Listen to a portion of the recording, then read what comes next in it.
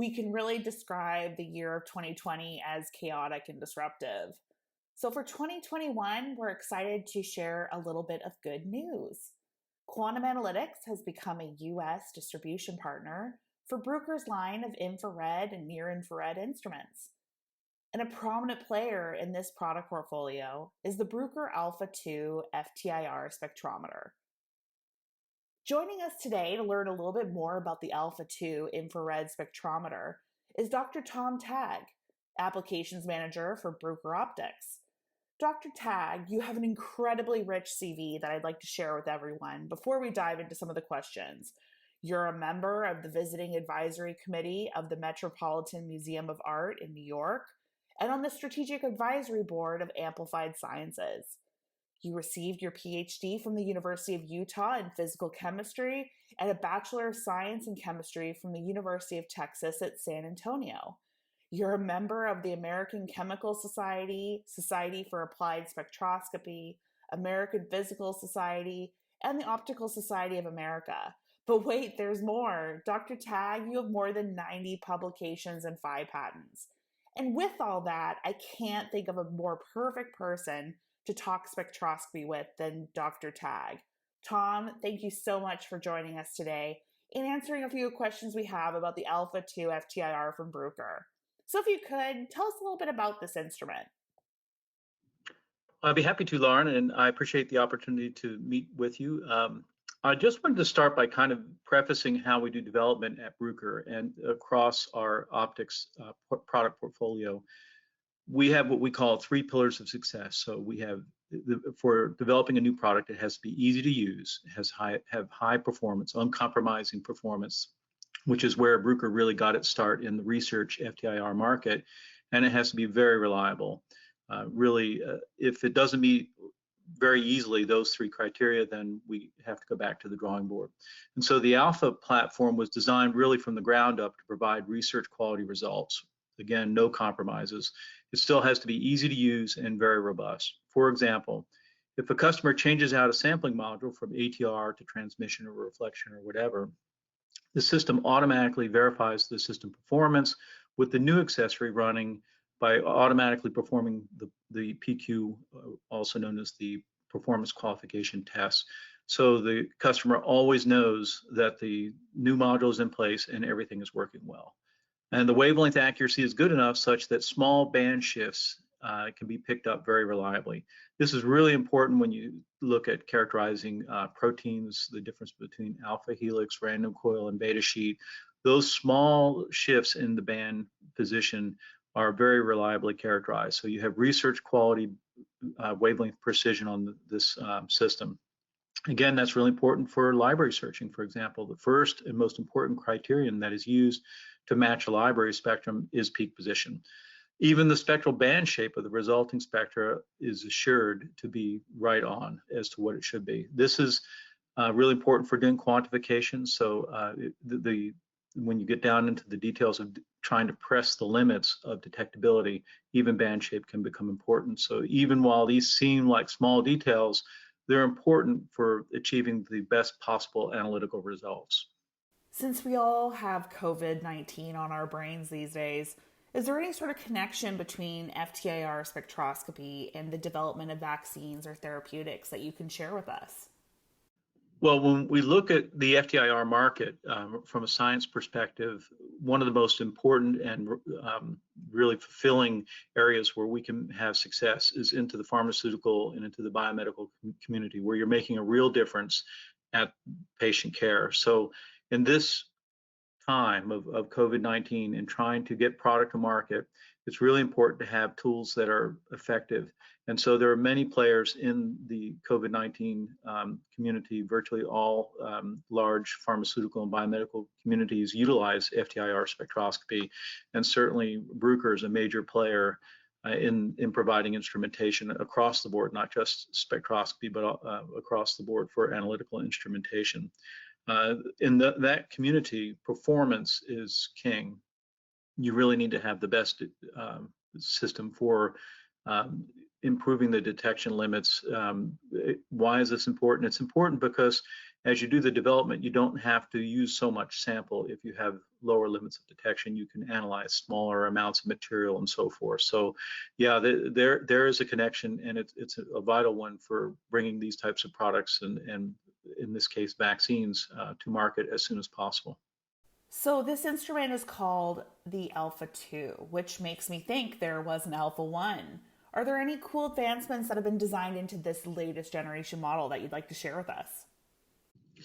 Yeah, I'm glad you asked that because I've been around with Bruker long enough that I was there when the ALPHA I was developed. And again, we hadn't formalized that three pillars of success, but it certainly was core to what we were looking to do. And the ALPHA I was just immensely successful in the analytical marketplace.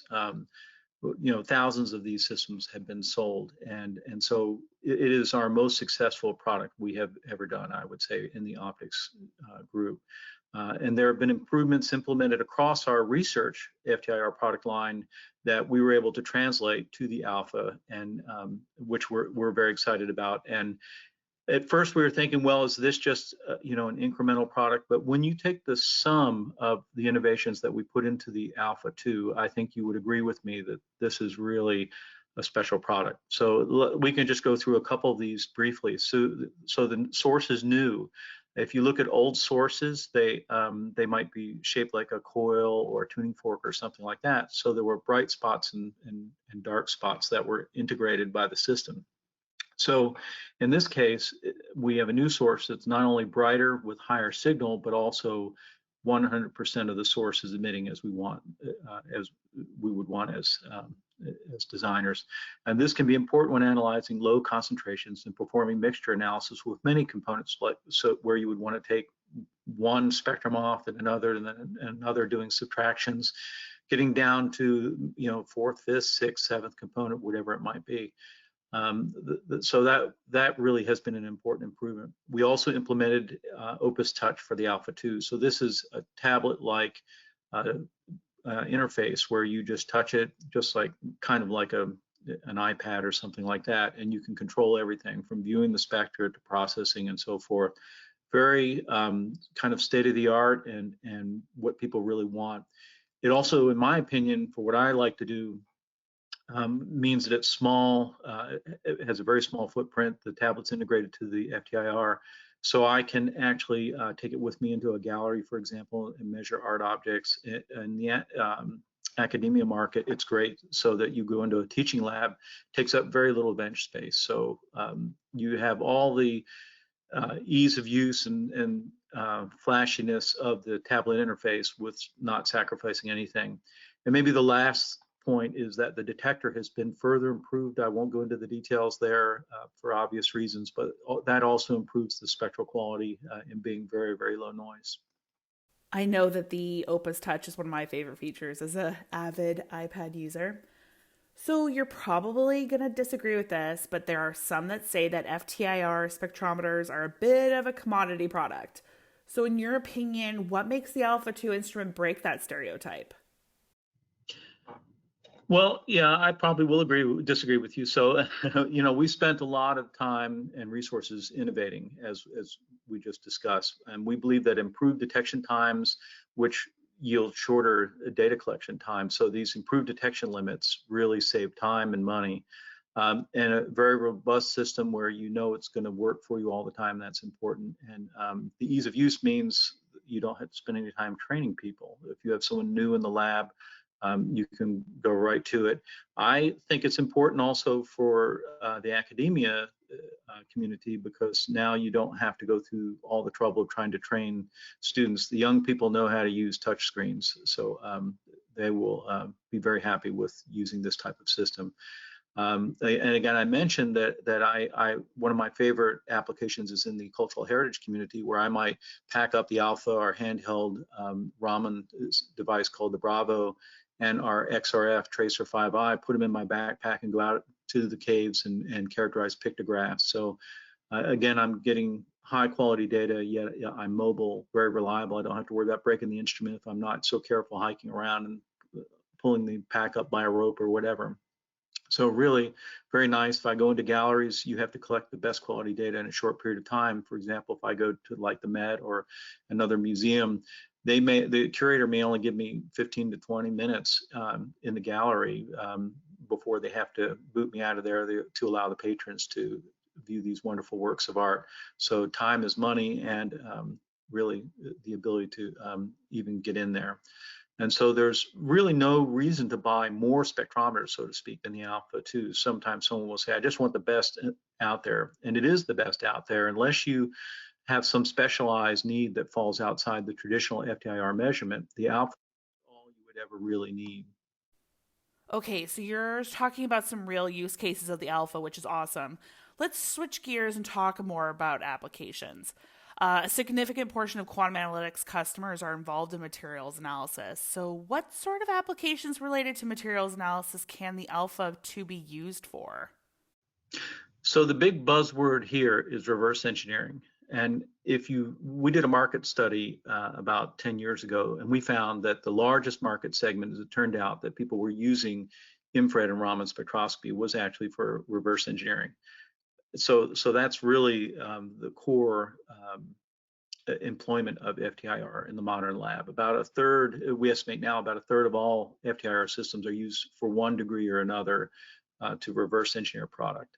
This saves time, important resources, and there are confidentiality agreements we have in place with virtually all of these companies we work with, but yeah, there are many examples off the record and with permission that I could give you where it's vital to keeping up in a rapidly changing market.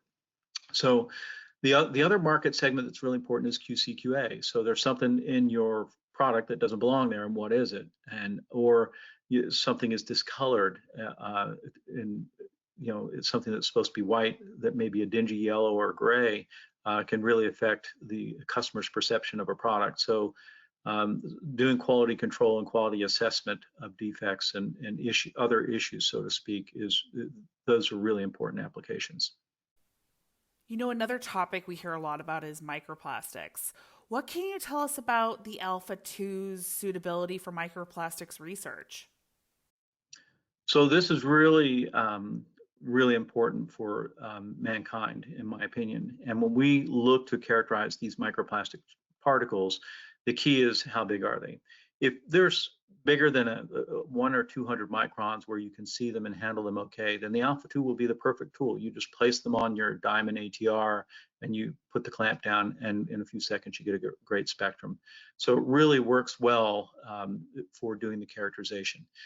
You'll be able to do the identification accurately because each molecule has its own fingerprint signature in the mid-IR.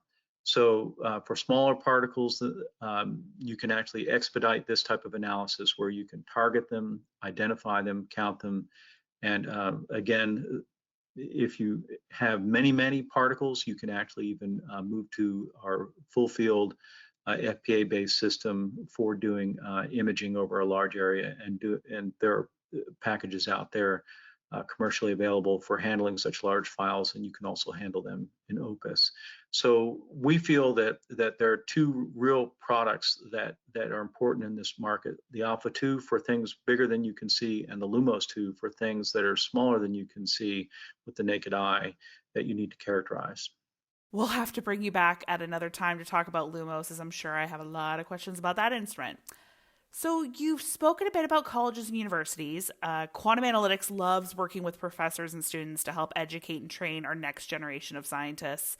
What makes the ALPHA II an ideal teaching and research tool within an academic environment?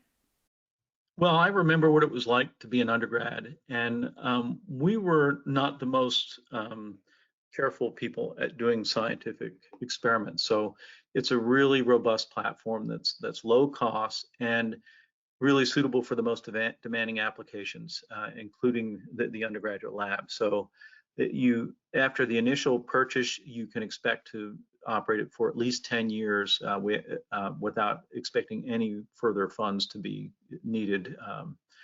That's a 10 years parts and labor warranty. So we wouldn't give that warranty if we figured we'd have to deal with people exercising it. So you can figure it that way. The ALPHA II really is a great tool for organic, analytical, and physical chemistry teaching labs. These lab sessions are well characterized throughout the academic community, and particularly the HCl physical chemistry experiment works really well in the ALPHA II. So you have high enough spectral resolution, and you can see the beautiful band shape with the ALPHA II when doing that experiment. So the detection limits are really low, and really with the ALPHA II, and this kind of provides a unique opportunity for teaching chemometrics, where with the ALPHA II, because of the really good band shape and the stability of the system, you can really get down to 100 ppm pretty well with the system, and again really use the ALPHA II for teaching chemometrics as well as the traditional organic and PChem labs. Again, it has really high resolution, so you can teach high resolution spectroscopy and match the theory with the experiment that is typical for the PChem lab. Fantastic. All right, we've reached our lightning round. Tom, what are some of the features that new users of the ALPHA II really appreciate? Okay, lightning response, quick and easy with no compromise in performance, and it always works. Well, I think that's a perfect place to end it. Thank you, Dr. Tague, for giving us some of your time today and sharing what you know about the ALPHA II FTIR and its impact on the analytical world. Great. Well, it's been my pleasure. Thank you.